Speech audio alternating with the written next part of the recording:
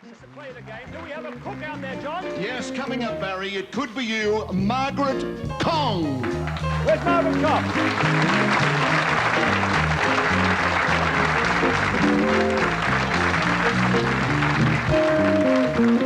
Come in, Margaret. Come in, darling.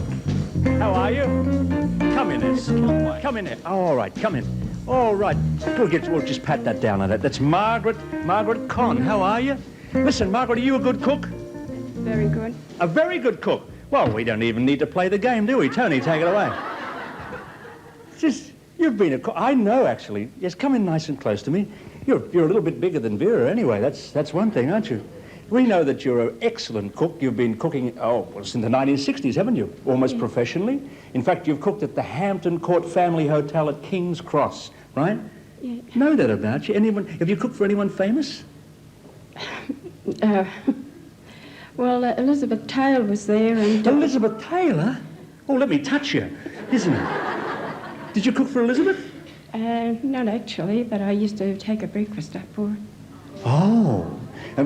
Does she look good in the morning? No. You've just made a lot of ladies happy out there in television land. Margaret, really, she doesn't look so good in the morning. No. Richard wasn't there with her or anything, was he? Yes. He was. How does Richard look in the morning? Oh, good. Well, we know whose favourite you... Actually, your story began in 1927 when you left the United Kingdom, right? Is that right? Yes, that's right. And you came to Australia, you were just aged 19 years of age. You took on domestic work in a number of quality homes. See, we can find out a bit about things. You know, was it much like upstairs, downstairs, working for all those posh people? Oh, yes. Huh? Right? I'd like to share a little bit of the story with you, with our audience out there, if I might. Margaret, you worked at Camden Park Estate. You married one of the other workers there, and with your husband and new family, you moved to Tilba. You raised 4 children, but then, unfortunately, your husband died. Is it right? Yes, that's right. But you continued your work as a domestic, and you moved around quite a bit. Where were some of the places you went to? How do you know all this? Well, like Vera, we have our spies out there. You never know when it could be you, and Margaret, it could be you right now. Where did you go? Oh, well, we went Tilba, Toongavi, Glen Davis. You took the children with you everywhere? Yes. When you were in Bulli and Thurl, you married again. You had 2 more children. That's right. June and John, right? But unfortunately, once again, your husband died. Now you had 6 children, right? It's not funny, Margaret. But you had all these kids, and yet you're still working. You supported them, right? Mm-hmm. And then you married for the 3rd time to your present husband, Harry Kong. Is Harry with you today? Yeah, he's here. He might have filled us in a bit. Harry, where are you? Say a quick wave. Oh, there he is. Hi, Harry. Thanks for coming along.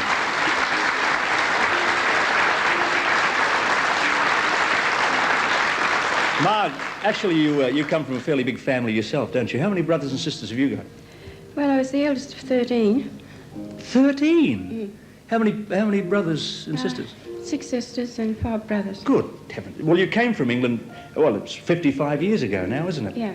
And since then, both your parents and a brother they've died. Yeah. You've more or less lost contact with the family, right? Did you get all this? Aye, we know things. We have our spies. There's people watching out there. I'm terribly nervous. I know, Dolly. It's all right. You don't have to be nervous with me. I'm going to break my legs again. I'm going to come down to your arm. Don't be nervous, because I've got a nice surprise for you in just a second. You've lost contact with the family, but recently you really tried to re-establish that again, didn't you? Oh, yes. Yeah, yes. and as a matter of fact, you've got one brother who you're particularly close to. What's his name? The one that you... Jim. Jimmy Henry Miller. Yeah, Margaret, I've got a little surprise for you now, because with the help of our dear friends at British Airways, if you'd like to turn around and look behind curtain you might see someone you haven't seen for a long, long time. What's behind curtain you? Can we have it up, please? Recognize that fella? Come down, Jimmy.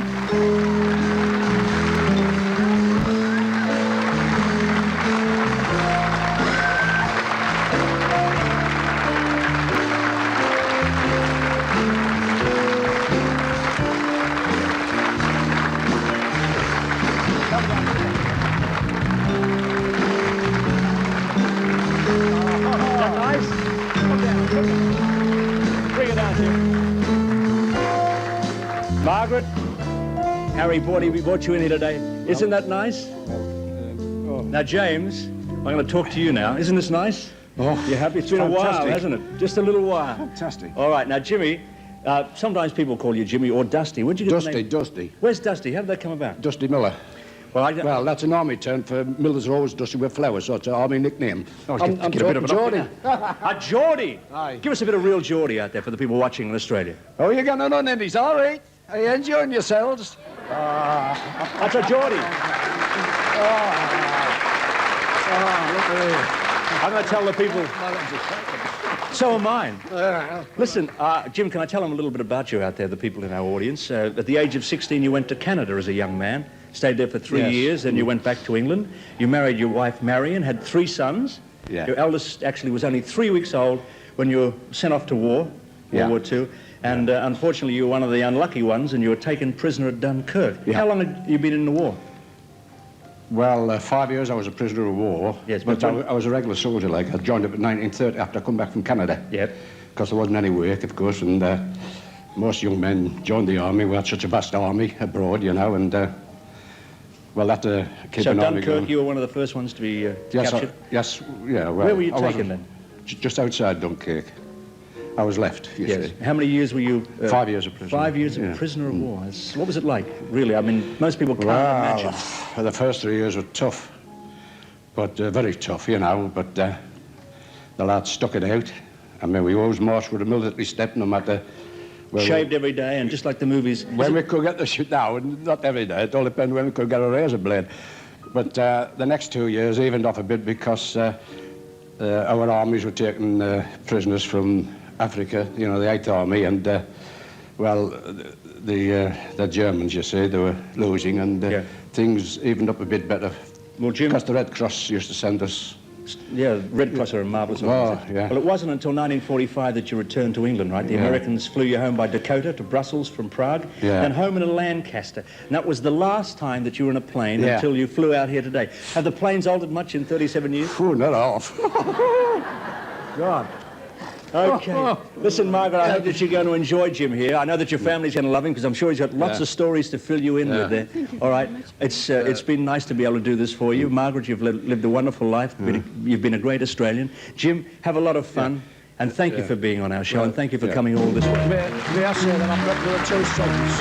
You what? I've got another 2 sons. Another 2 sons. 5 sons now. 3 sons. Yeah. I've got a son 17 and one 18. Yep. I'm 72. We're going to hear more about this right here, but we're coming back after the commercial. Oh, no, I don't say that. Oh, I think I've never finished. I don't know.